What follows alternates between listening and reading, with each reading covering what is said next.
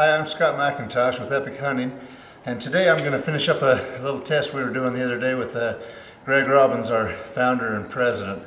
We're taking some shots with all kinds of arrows, with fixed blades, some field points, and some epics. We're trying to just see the difference on accuracy on longer shots. Greg was taking shots 60 yards, all the way from 30 up to 60. I'm going to be focusing today just on a 45-yard shot. That's all my shots are going to be, and I'm indoors. He was outdoors. We had no wind the day he was outside, but I'm going to be indoors shooting at this spot. I put the spot on so I'd have something to actually hold tight and aim for instead of just going for a general area. It's right in the center of the heart. I'm not going to be mentioning any other broadheads that I'm shooting.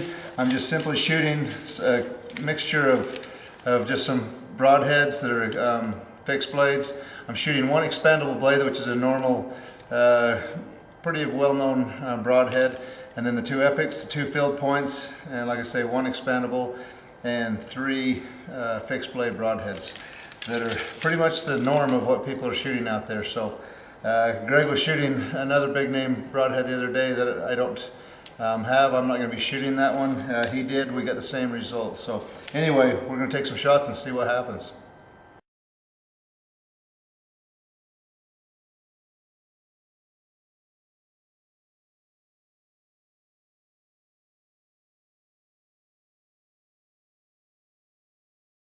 Okay, I feel pretty confident that I was solid when I let go on every one of these. Just 45 yards, it's indoors. Like I say, some are hitting better than others. This guy up here, I guarantee I know which one that is every time it hits up here. So let's go through and see what we've got. There's the fixed blade that's a big diameter that I continually hit high. In fact, last time I shot, last round, it went over the top of his back. Let's see what this is. Here's our our mechanical blade that is not the Epek, but does have something out there on top of it. Anything that has something out there can lift or can move and shift. It's got to be totally concealed, just like a field point, to fly like a field point. We have here another well-known fixed blade that was quite a ways up and to the right. Here's the Epek, about 2.5 inches to the right. Let's see what the furthest one is. I guess I should have gone there first. That is the other fixed blade I'm shooting. Mind you, that is a two blade, and it has been the most accurate. It's a two blade with a cut-on contact, kind of a bleeder-like little head, and it has been the most accurate by far out of the three fixed blades. So here's the group. I should have left this other one in here. So the other one was it right? No, somewhere right in here. So we've got this little group of, this one's the Epek, this one's the Epek, and these two are the field points that at 45 yards are the size of a baseball,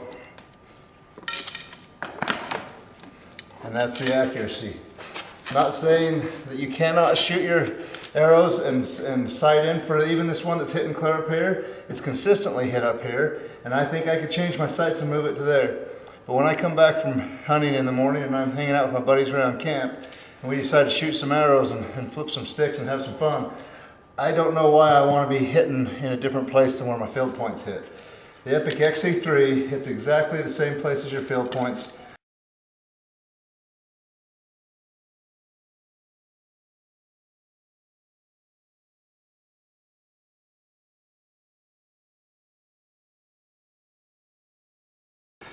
All right, let's see where we're at. This one here is obviously extremely high. That's the same one that's been hitting high the whole time. This one's the next furthest one out. Oh, there's our other fixed blade that keeps hanging out there. Here's our mechanical. It's been hitting a little bit high and right also. And these are all the same. Here's one that's to the left a little bit. And I think that's our other fixed blade.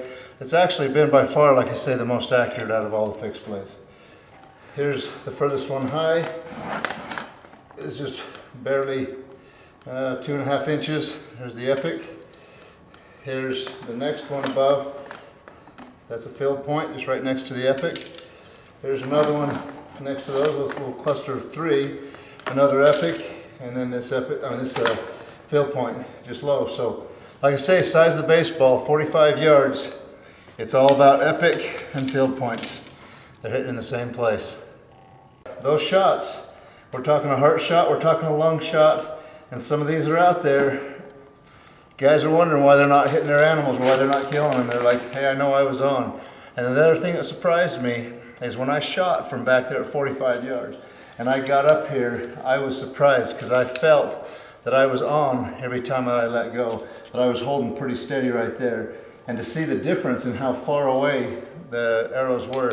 And I realize there's room for human error. There's going to be skeptics out there that are saying, hey, you aimed to the right, you aimed high when you were shooting the others, or vice versa. You know what, I'm not that good. I held on a spot and I try to hit it every time. And the arrows did their thing. I realize it's not through a hooter shooter or something that's fixed and it's going to really be solid. But when I'm out hunting, I'm not shooting through one of those either. And the difference in my mind has been huge. You're just going to have to trust me on this. I am an Eagle Scout, believe that. Anyway, I don't know, there's going to be skeptics, but that concludes my testing of all the broadheads in the Epek XC-3 versus the field point.